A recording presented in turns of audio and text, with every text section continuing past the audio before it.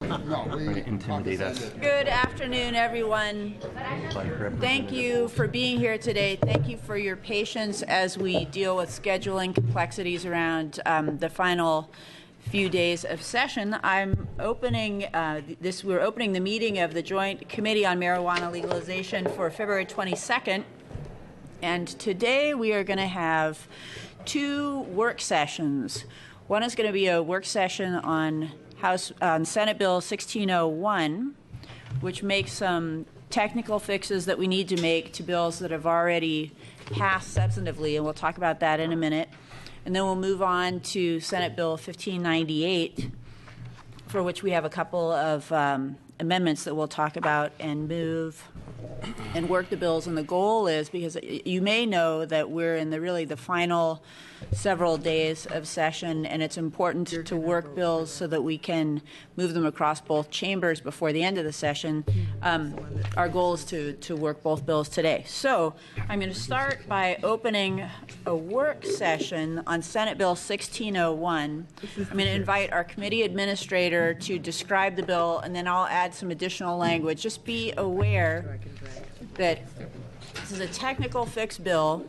I'll open the work session on Senate Bill 1601 and turn it over to our committee administrator, Adam Crawford, who will explain why we're in a situation of revisiting a couple of provisions that have already been in substantive bills that we've passed.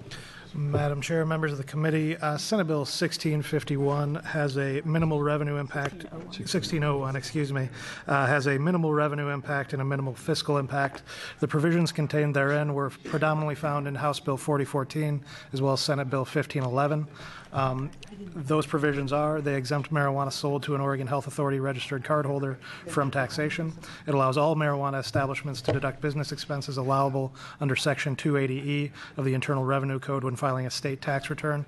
It prohibits a retailer from discounting marijuana items or offering a marijuana item for free if sale of an item is made in conjunction with the retail sale of another item.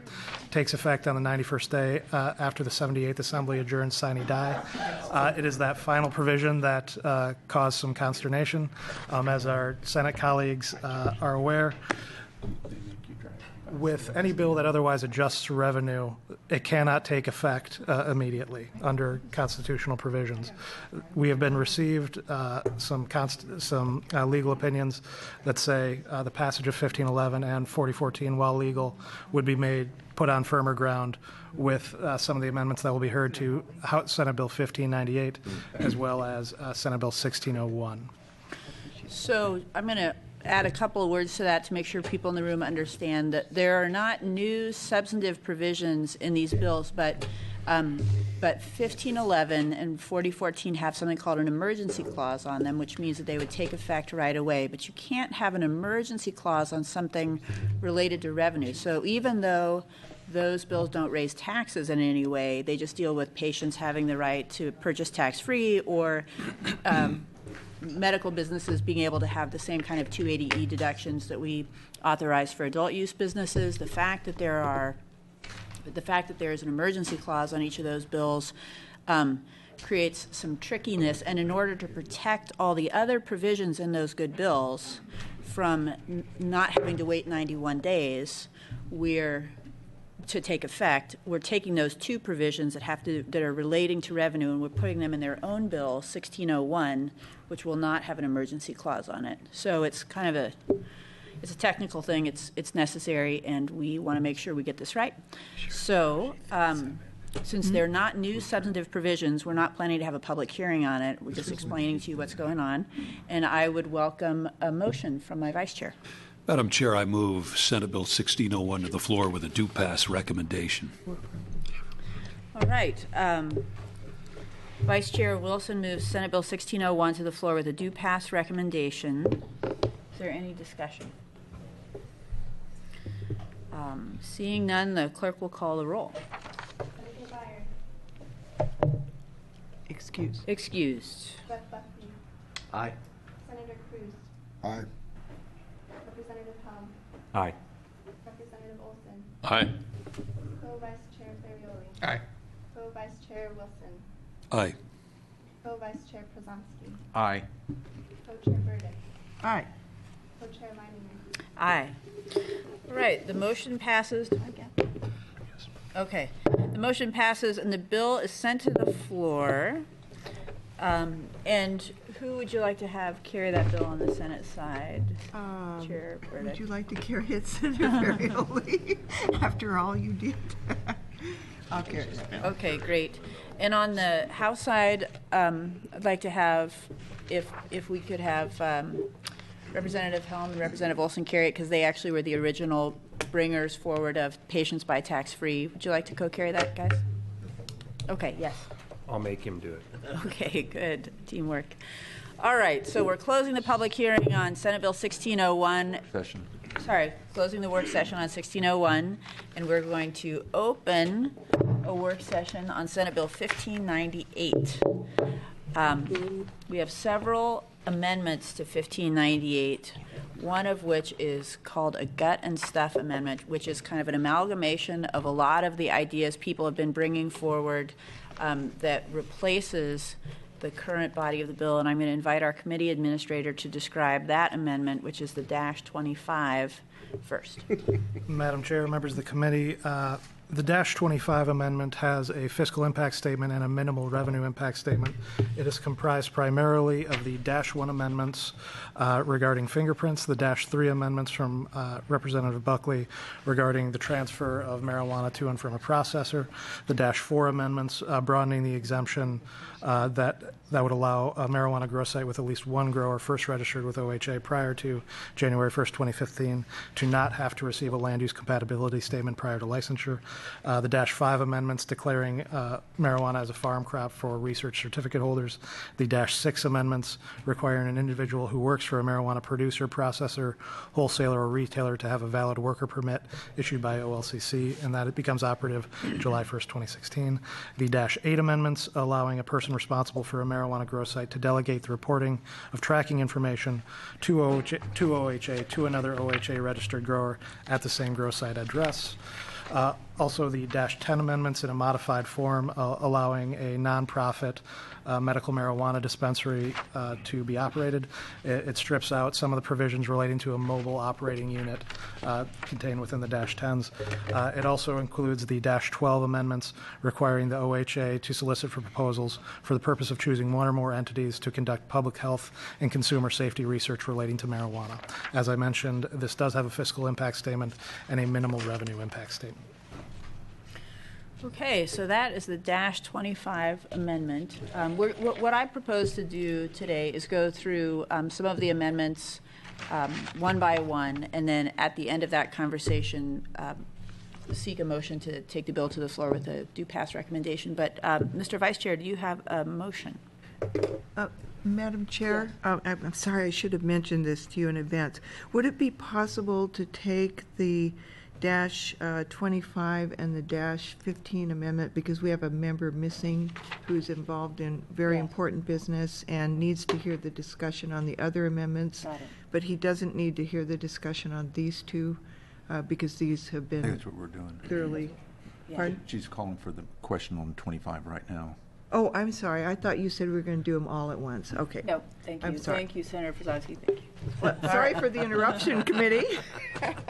All right. Ready for the motion? Please, yes.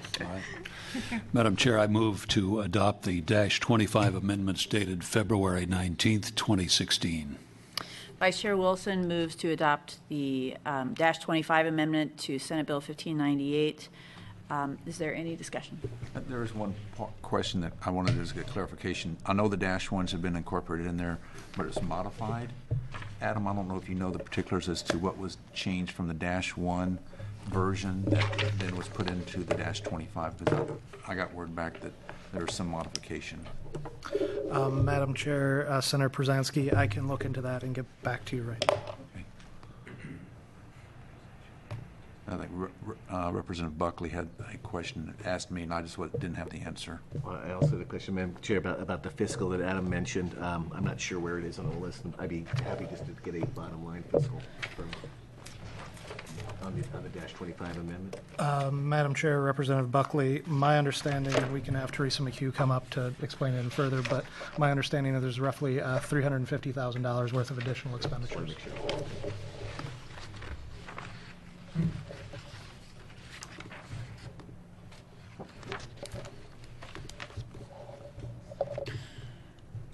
So, would you like me to answer this? Pardon? Okay.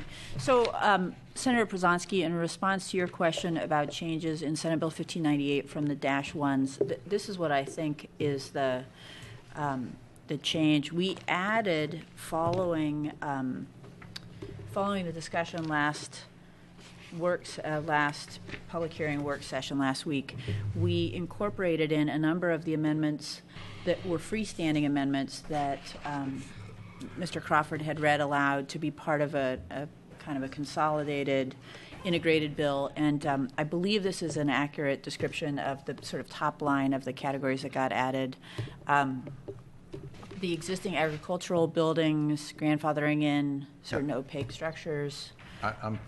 My question was really specifically the -1s that we had originally dealt with the fingerprinting, and my understanding that was key to have that work done so the background checks could be done. What I understood, and my quick question to LC was, what amendments did we pick up in the 25s that were freestanding? And what I got back was the -1, but it says fingerprinting modified.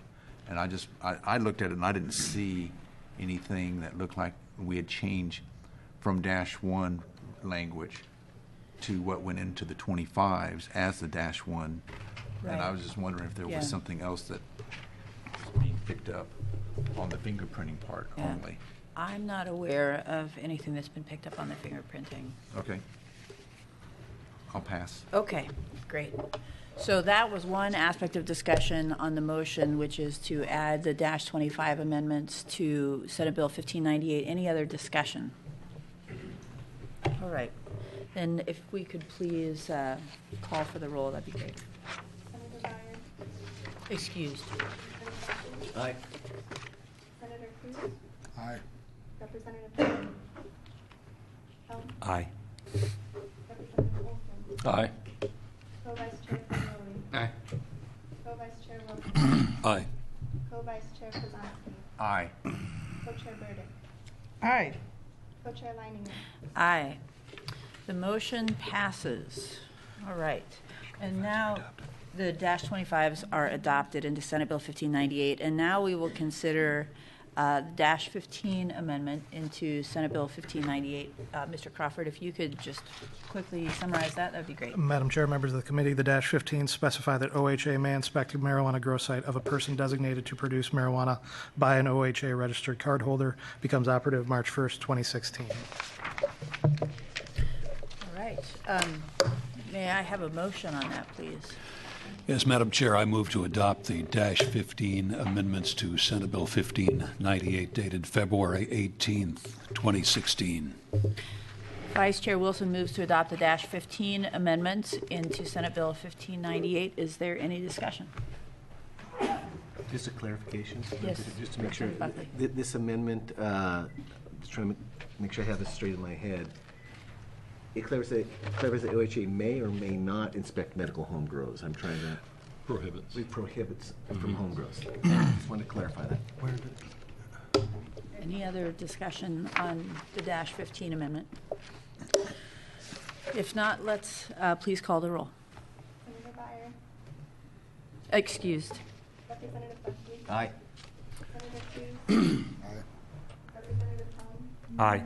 Representative Olson. Aye. Co-Vice Chair Ferrioli. Aye. Co-Vice Chair Wilson. Aye. Co-Vice Chair Przanski. Aye. Co-Chair Burdick. Aye. Co-Chair Leininger. Aye.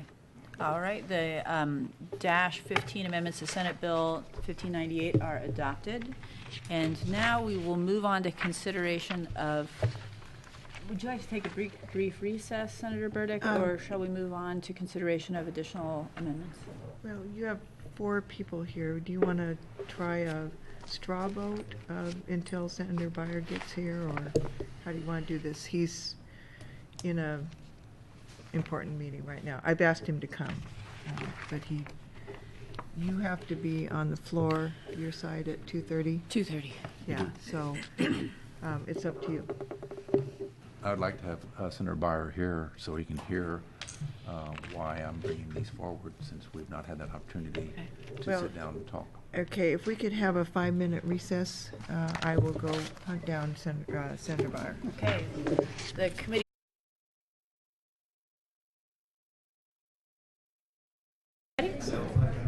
Okay, we're reopening the work session on Senate Bill 1598. To recap, we've got two amendments have been adopted into the bill, the -25s and the -15s, and we are now going to consider additional suggested amendments before we seek a motion to move the bill as amended to the floor. So are there additional amendments that people would like to identify? Yes, Madam Co-Chair, I have 3 or 4 that I would like to have considered. All right. Hopefully open. So I will start with, let me just, the -23s and -24s are the ones that deal with residency requirement as it pertains to production license. The 22s would be one that would be just outright prohibiting someone that didn't have 2 years. I understand from yourself, Madam Co-Chair, that you think that we should allow for more people to come in, so I will make a motion to move the -23s instead of the -22s. The -23s is a residency requirement would be for production only, but it does in fact allow for those individuals who don't meet the residency to actually come in and have a vertical license. The vertical license would allow for those individuals to be able to grow within the limits that are set for current grow levels for Oregonian producers, with the exception that if an individual, and the way it would work is that whatever they grow, they can only sell within their own structure. In other words, they would not be able to flood the market or put stuff into the general market. It would have to be vertical license, meaning they'd have to have, the production would have to be going either into their own dispensaries, recreational sales, or into their own processing for that same purpose, and it'd have to be sold within their own structure, and they would not be able to take added value product and put it into the general circulation. This is based on my belief as to what we heard throughout the session during the 2015 testimony. Overwhelmingly shows that we have 3 to 5 times the amount of production level that we need to provide for the medical medical side, as well as the recreational side of use of product. And since we already have 3 to 5 times already the amount already being produced in the state, based on the testimony we heard during House Bill 3400 and the other bills we considered last session, it only seems appropriate that we consider what the ramifications are if we allow for open-ended additional production. It would, in fact, I believe, put us in direct violation of the Cole Memo, where the Cole Memo states that we're not supposed to be enhancing drug cartel activities and stuff seeping outside of the state. Each of you should have at your desk that I have put on there, and it went on OLS this late morning, a memorandum that came in from our legislative counsel, Mark Mayer, dated today, that basically goes through the issues that some individuals have had a concern that if we try to do some type of regulation in this industry at this stage, that we would be in violation of the interstate commerce or the privileges and immunity clauses of the state constitution, or the Constitution of the U.S. Clearly, the memo shows and demonstrates that that is not the case, that we do, in fact, have the ability to regulate, because this is not an item that is in commerce in the nation, and you cannot have interstate commerce between any states on a substance that is illegal under federal law. And so this would, in fact, give us the opportunity to monitor and measure how much more additional production we need.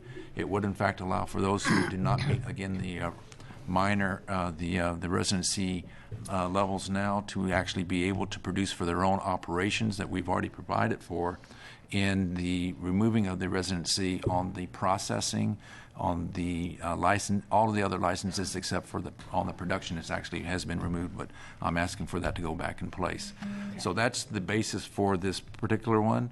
Again, it's based on the testimony we had, and my hope and goal that we would be able to ensure the federal government that we're not somehow circumventing the 8 points that are listed in the Cole Memo, and somehow assisting the diversion. I should put on the record as well as that the more product you bring into the general commerce of this state, you're going to cause the price to continue to drop. The lower the price goes, you're going to get into a position that where we're trying to incentivize individuals who have not been in a regulated system to stay out of the system, and they will be in direct violation of the co-memo, which will mean our state will be as well. Thank you. Thank you. Senator Przanski moves to adopt the -23 amendments into Senate Bill 1598. Is there any discussion? Representative Buckley. Thank you, Madam Co-Chair. And Senator Brzezinski, thank you for the amendment. I strongly support it for all the reasons that you listed. It makes total sense to me. It also seems to be a kind of creative compromise by offering the vertical licensure idea and sunsetting this amendment in 2020, if that's my understanding of the amendment. And I think it's a compromise. It gives the chance to do a step-by-step process into the new industry that's being developed to see what happens in terms of the quantity of production. I think it's a cautious way to go. I'd also just like to make a comparison to we do, for instance, in-state tuition and out-of-state tuition in Oregon's universities. And the idea behind an out-of-state tuition is that someone who is coming in is actually viewed slightly different than someone who grew up here or someone who has been resident here. The person who's been resident here has helped to build the infrastructure and build the state to the point where the arena is that they're entering into. And so we make that distinction for out-of-state students, and I think we could make that distinction for out-of-state growers as well. Originally, we're trying to make that distinction for investors and providers of other products in the industry. We've compromised down from that to focus simply on the production of marijuana, and I think this is a compromise that's worthy of support. Thank you, Madam Co-Chair. Thank you. Is there further discussion? Senator Byer. Thank you, Madam Chair. I respect the position that my colleague has offered, but I find that I don't agree with that. I think the people have spoken that they wanted to legalize marijuana. They've done that. The best way to control that is through an open market-based system. I don't know why we would treat it differently than any other product. We've had lots of discussions in this committee about how the right to farm legislation applies, and said that this marijuana should be able to grow the same way that other products do, and I think the same thing applies to the sale of it. I think we just treat it like any other drug or any other product, and people invest in it, and if the market drives the price down, generally we consider that to be a good thing.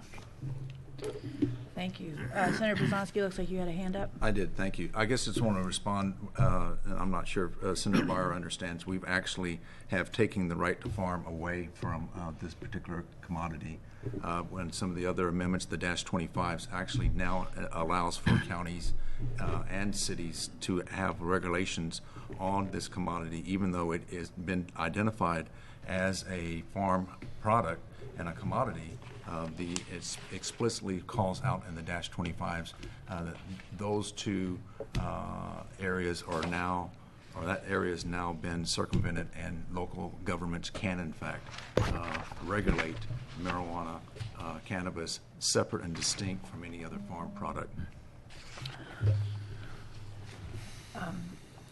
Thank you. I think I see that Representative Buckley has a hand up. I would say I want to note that the -25s actually extend right to farm protection to medical cannabis, and also to I don't know what section it is, but to OLCC, to research produced cannabis.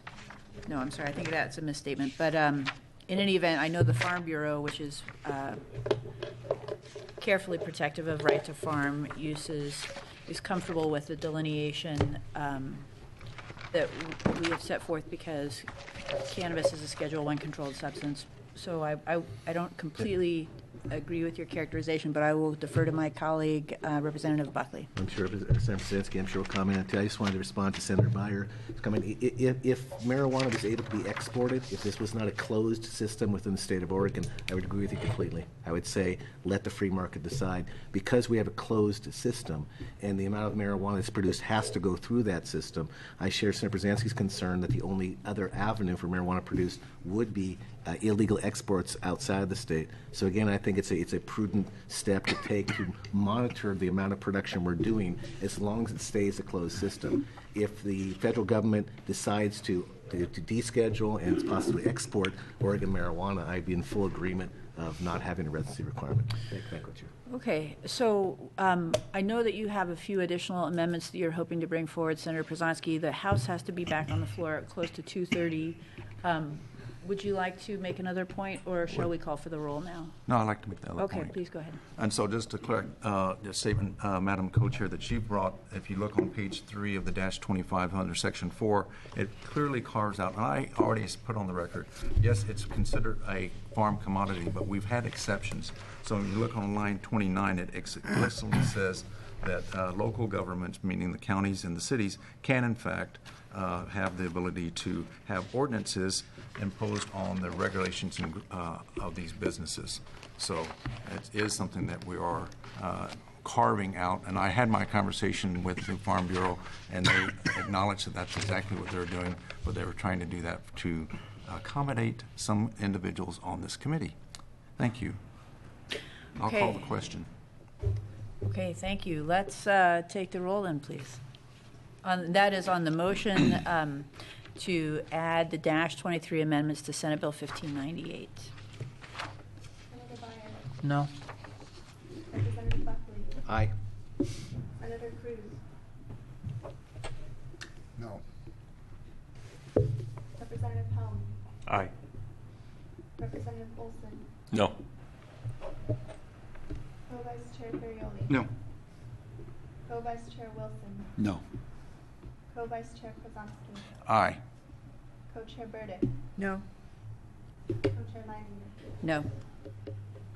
All right, the motion fails, and the -23s are not adopted into Senate Bill 1598. Are there additional suggestions for amendments to Senate Bill 1598? Yeah, Madam Chair, I'll move the -24s. All right, Senator Przanski moves to adopt the -24 amendments to Senate Bill 1598. Is there any discussion?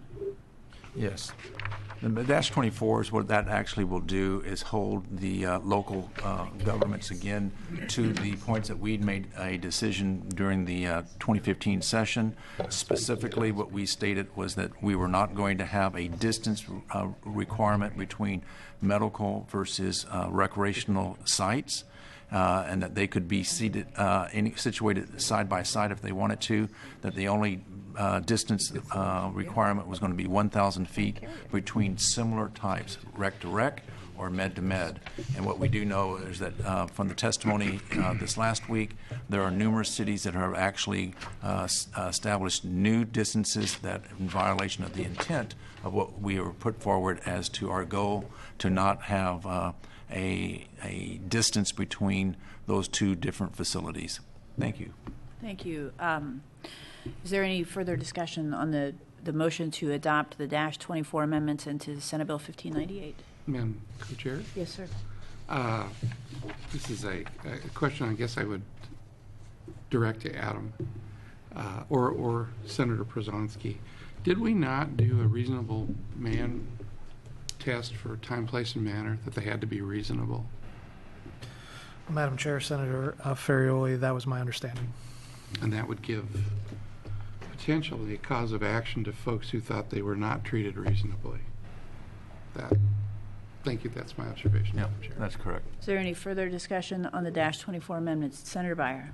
Matt, I'm not completely sure what your amendment does. Can you explain it again? What the amendment does, it says that when we were meeting during the 2015 session, this committee, and then I believe based on the votes that we had on each of the floors, basically said that we are going to set a policy that says that a recreational facility, meaning retail outlet, and a medical dispensary would not have any arbitrary distance requirement between them, that they would be able to be seated even side by side. If you remember, that was when we were looking at potentially needing to maintain the integrity, the separateness of the programs, ensuring that the medical program was not going to be violated, as the terms of Measure 91 said we're not supposed to make changes. What I do know for a fact is that the city of Portland has actually instituted, based on some of the advocates going to them at the local level, and basically now they have a 1,000-foot requirement between any facility, no matter if it's rec to rec or rec to med. And so they are basically, from what I thought we were intending to do, have circumvented the policy of the state by now putting an arbitrary number of 1,000 feet in between a medical and a recreational facility. We heard this last week from some of the people that gave us testimony that Portland was not the only city to do that, that other cities have started to follow Portland's lead. And so I thought that we had made that clear enough that everyone that was part of this process, including the stakeholders that were here, would honor what we as a state has said was the policy between the distances. And apparently that's not it. So I'm coming back now. We have this time to actually say this is what we said in 2015, this is what we meant, and now that portion is now into the statutes. Senator Burdick has a comment. Thank you, Madam Chair. The intent, and we did have a discussion on this, was to allow local governments to locate them next to each other without violating the 1,000-foot state law. It did not require them to do that, and I would oppose any motion to require them to cite things together. This should be a local decision. But what we did in 3400 is we made it clear that if they want to have one next to the other, they won't be violating state law, but we did not require them to do that. Okay. I don't see any further hands up. Oh, Senator Beyer. So in any way, we have, at least at the start, allowed medical dispensaries to sell recreational as well. Does this in any way limit that going forward? It's not my understanding that it does limit that. I'm going to make a comment, and then Senator Przanski has a comment. My recollection of what we were doing last session is that we were very intentionally allowing local communities to impose reasonable time, place, and manner restrictions in the effort to encourage local communities to want to cite these new legal businesses within their jurisdictions. The reasonableness of time, place, and manner restrictions is absolutely subject to challenge if it's unreasonable, and so I agree with Senator Ferrioli's point on that issue. So Senator Przanski, please go ahead. No, I'll pass. Okay. I'll call the question. All right. If the clerk could please take the roll, that'd be great. And if you could speak a little more loudly, that would help me. Thank you. Senator Beyer. Yes. Senator Buckley. Yes. Senator Cruz. No. Representative Helm. No. Representative Olson. No. Co-Vice Chair Ferrioli. No. Co-Vice Chair Wilson. Yes. Co-Vice Chair Przanski. Aye. Co-Chair Burdick. No. Co-Chair Leininger. No. So the motion fails.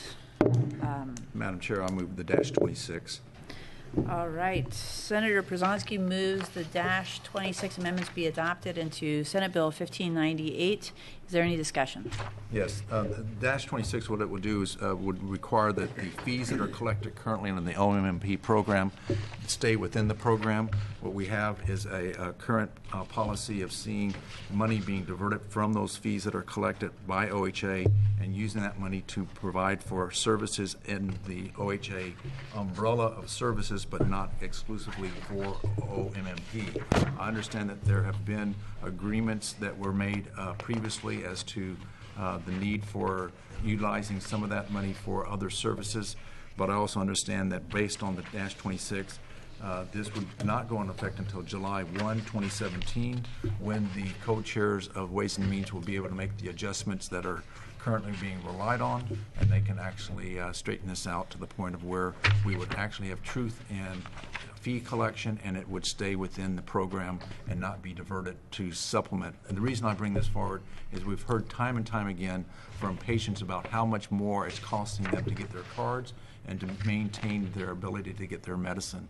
And it seems to me a travesty that we have at least $5 million at this point that could stay in the program, that could in fact make certain patients aren't priced out of being able to get their medicine.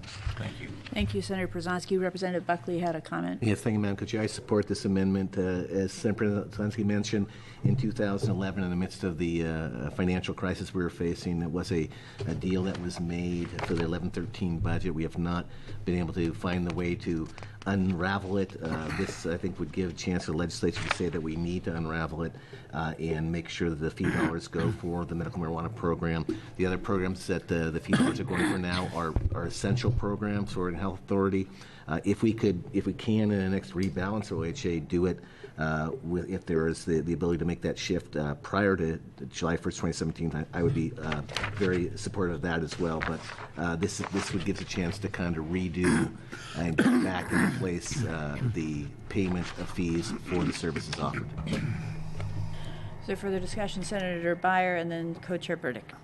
Thank you, Madam Chair. I actually think I support this amendment largely because of, the theory, the difference between taxes and fees. Taxes are general revenue coming in that can be used as the legislature deems appropriate. Fees are supposed to be just adequate enough to cover the cost of operating a program and should not be a source of revenue to support other things. So I would have a different argument if we were talking about the marijuana tax, but if we're talking about a fee, I think Senator Przanski is correct. Co-Chair Burdick. Thank you, Madam Chair. I support the intent of this amendment. I do think that in a short session, when we're talking about a budget adjustment like this within our bill, that part makes me nervous. I think it's a broader discussion. I'd like the discussion to include other aspects of how the OHA spends money on marijuana. That's too detailed a discussion to have here.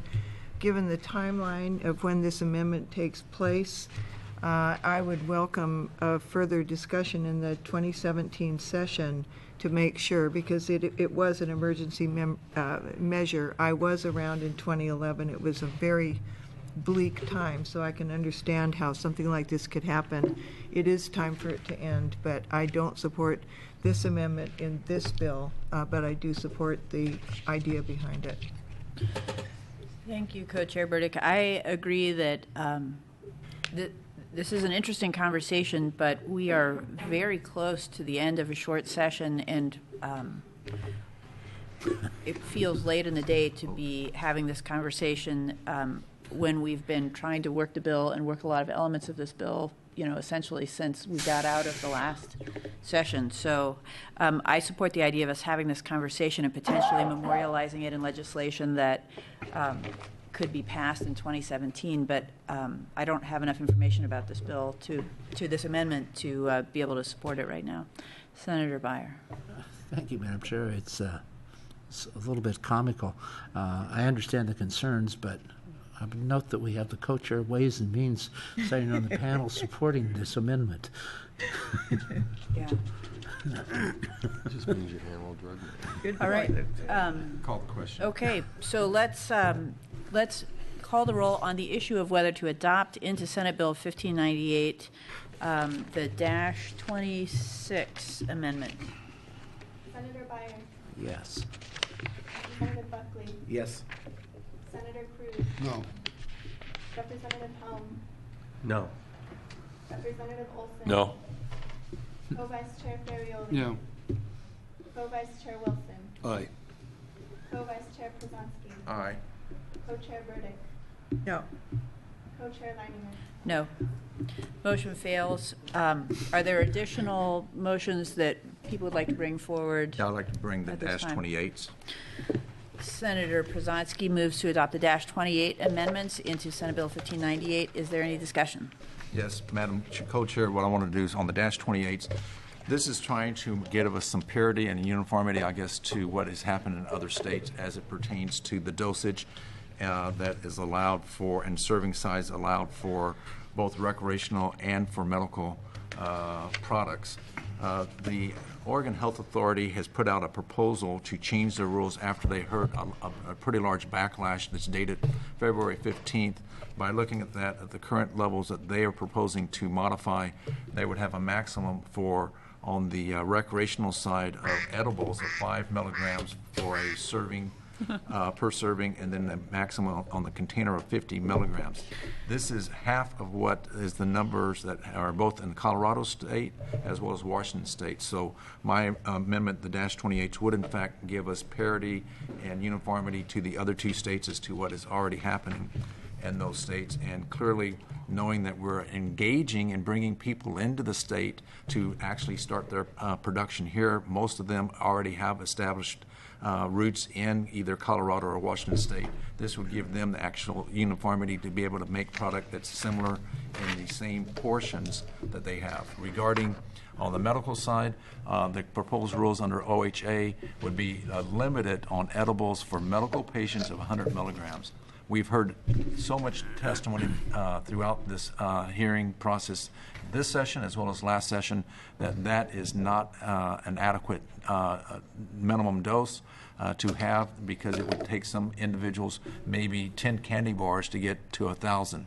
This measure, the -28s, would in fact put in a for edibles on the medical side, 1,000 milligrams, which would be much more in line with what we've heard from the testimony of what some patients need.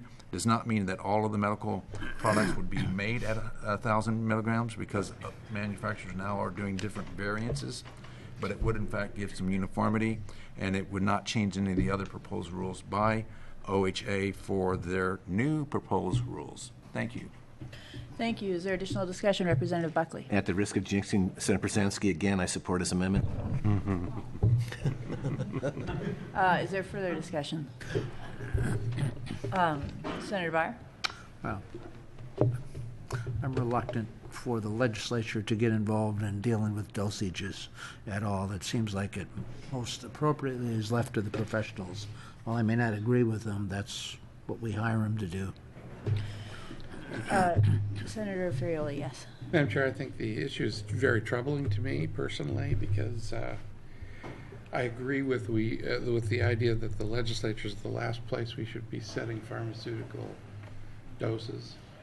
But we have neglected an opportunity to bring in folks from hospice and other folks that would have a much more personal insight into the amount of palliative care that people need who are having these problems. I don't know whether doubling the dose is a good idea or a bad idea. I respect the concept that we should be taking this issue up and studying it more carefully. It doesn't matter to me what the dosages are in Washington or Colorado, because we're going to do it right here. But I would submit to you that this is an issue that needs a lot more attention. I don't see that it is a reasonable thing to require people to consume mass quantities of product to reach a palatable dose. That argument, I think, is a good argument. But I'm not sure where the right line is between the concern about child safety and the issue of palliative care for people that have a medical need.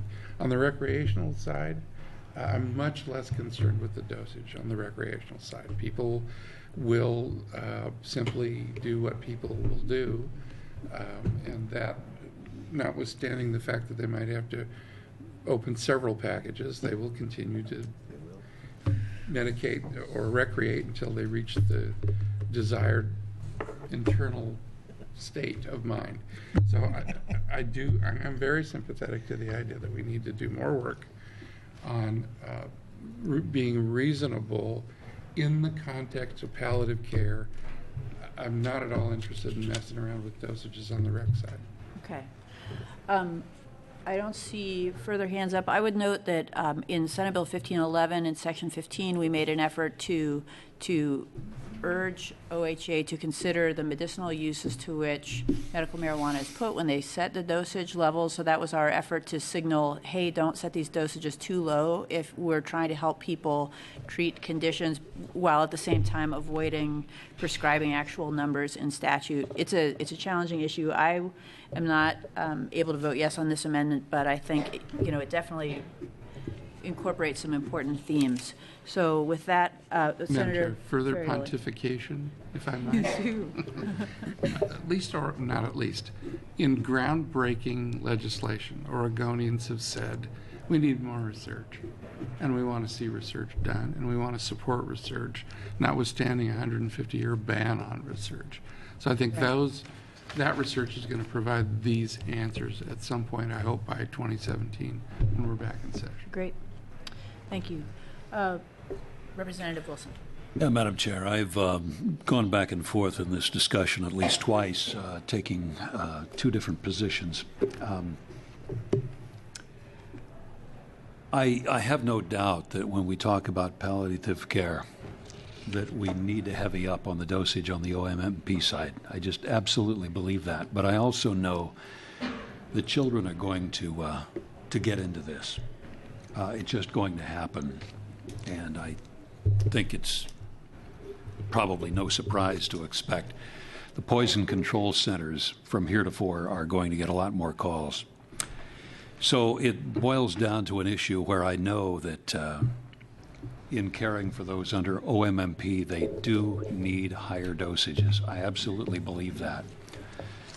But I'm just trying to match that with what I know is going to happen with children getting a hold of high-dose products. So I'd like to telegraph my move, but I want somebody else to pontificate for a little bit more before I make my decision. I'll help with that. And with that, we'll go to Senator Brzezinski. I'll try to accommodate. I mean, the reality is we've had the OMMP program for 15, 16 years. We have not heard this outbreak of all these kids getting into people's medicine. I do agree that you are going to potentially see an issue on the recreational side, just because they're probably not the education. Many of the individuals that came before us actually talked about how they educate their children as to this is medicine, you stay away from it. And we've not seen the poison control thing going off the charts for the last 15 years under the OMMP program.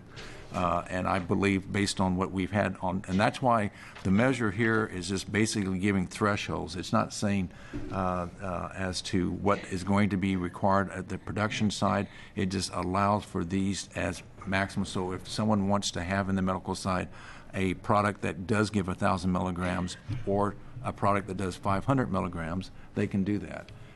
And it actually puts a threshold where it's not going to be over the top, much greater than that. And for the recreational side, having a limitation of 100 milligrams, which is what the two other states have, I feel that that's a number that we now have been tested for 2 years in those two states, and it doesn't seem like that is out of sync with what others have had. And that's why I chose those numbers to be learning from their experiences and not waiting necessarily for additional research on this side. At least this is a starting point, and we can continue to have those discussions. Thank you. Thank you. Would you like to speak again, or shall we call the roll? Call it. All right, let's go ahead and call the roll, please. This is, let me just tee it up first. It's as to the question of whether we should adopt the -28 amendments in the Senate Bill 1598. Senator Byer. No. Representative Buckley. Yes. Senator Cruz. No. Representative Helm. Yes. Representative Olson. Aye. Co-Vice Chair Ferrioli. No. Co-Vice Chair Wilson. Aye. Co-Vice Chair Przanski. Aye. Co-Chair Burdick. No. Co-Chair Leininger. No. The motion fails. Excuse me, Madam Chair, did they call on you, Senator Cruz? Yes, they did. Yeah. Okay. I'm trying to be really quiet, okay? I got it. So that motion fails as well. I know that the House is, we are asked to be back on the floor right around now. I want to be respectful of additional amendments. Are there any additional amendments? Okay. So I'd like a motion regarding whether to move the Senate Bill 1598 as amended to the floor, please. Madam Chair, I move that Senate Bill 1598 be moved to the floor as amended with a due pass recommendation. Okay. Vice Chair Wilson moves Senate Bill 1598 as amended to the floor with a due pass recommendation. Is there any discussion? Senator Przanski. Thank you, Madam Co-Chair. As much as I'd like to have had the amendments that I brought forward part of the bill, because I do believe that they would give us more certainty and understanding and allow for a continuity throughout this process, I will be supporting the motion because there are so many other parts that I also agree with. I hope that we will, in fact, be able to look at some of these amendments and suggestions and ideas in the short fashion, because I do believe it will help us get further down the road and having some relief for medical patients specifically as it pertains to the fees, as well as ensuring that there's dosage size that's going to accommodate individual patients' needs. Thank you. Additional discussion? Representative Helm. Thank you, Madam Co-Chair. The core of this bill had to do with how we're going to treat cannabis as a land use on our farmland. And I think is a very important point to make that the exception that we've made to the right to farm laws in ORS 30 are extraordinarily narrow. And they apply only to this particular kind of plant because it is viewed to be illegal in most other states. This does not open up the right to farm statutes to other incursions for other impacts such as odor, noise, dust, etc. This is a very particular crop, as folks in the audience very well know. It deserves some careful treatment, and because of that, we are allowing this very narrow exception to allow counties to impose some reasonable regulations on its location, and I have to stress again, reasonable. It is not reasonable to impose restrictions on this crop that are significantly different than similar crops would be. And I think we're seeing across the state now that some jurisdictions that have experimented with the idea of, for example, excessively large setbacks have pulled back from that after listening to our proceedings, and I think they're moving in the right direction. So I hope that we see that counties will continue to be constructive in adopting reasonable regulations, and we won't have to revisit this again in the future. Thank you very much. Thank you. We'll have the clerk call the roll, please. Senator Byer. Yes. Representative Buckley. Yes. Senator Cruz. Yes. Representative Helm. Yes. Representative Olson. Aye. Co-Vice Chair Williams. Aye. Co-Vice Chair Wilson. Aye. Co-Vice Chair Przanski. Aye. Co-Chair Burdick. Aye. Co-Chair Leininger. Aye. Motion passes. So we will have Senate Bill 1598 go to the floor. On the House side, I'd love to have Representative Helm and Representative Buckley carry Senate Bill 1598. Does that work for you? Madam Co-Chair, I would suggest that you should carry. You've done the most of the work on it. If you'd like me to carry it, I'd be glad to. All right. We'll have that conversation further, but that's great. Great news. Senator Burdick, you'll choose your Thank you, carrier. Madam Chair. I will sign up as the carrier now and work with my committee Okay, to see who great. would like the honor. So everyone, this may be the last meeting of the Joint Committee on Marijuana Legalization, formerly known as the Joint Committee on Measure 91 Implementation. I want to thank everyone who's come to these meetings and given us your input and helped us shape a lot of work that we've done this session. I think together we've tried to do some stuff that will be helpful to the community. I want to thank the members of our committee who have been tremendous to work with, and note that you did all agree to stand here and have a photo taken for our post-session reminiscing. But I also want to turn it over to my co-chair, Senator Burdick, who's been tremendous to work with and whose help and insights I've really appreciated. Senator Burdick? Thank you, Madam Chair. And I just want everyone to know that the heavy lifting in and this pre-session and even during the session has been done by my co-chair here. She has worked tirelessly on the substance of these bills, has taken the lead on a number of the difficult issues, and I just want to commend you publicly for your work on that, and for the rest of the committee as well. And there are a lot of people out there in the audience who have actually contributed majorly to this package of bills that we have out of the committee. I feel like we've moved forward in a way that I think has been consciously very conscious but very ambitious to establish a successful program. And these, I think the guidance that we're providing here to the OLCC and the OHA will make a real difference in having a successful program. Thank you. And thank you very much to Adam Crawford, who's been a great committee administrator. And with that, we'll close the meeting. Madam Co-Chair, I'd like to make an announcement for those that are in the room. My Judiciary Committee is going to be coming back in here as soon as we can clear the room, because we have one bill that we need to pass out before 3 o'clock. So if we could clear the room and have the celebration outside, that'd be great. So where are we doing the photo? Thank you. We're going to adjourn. Just stand right behind you.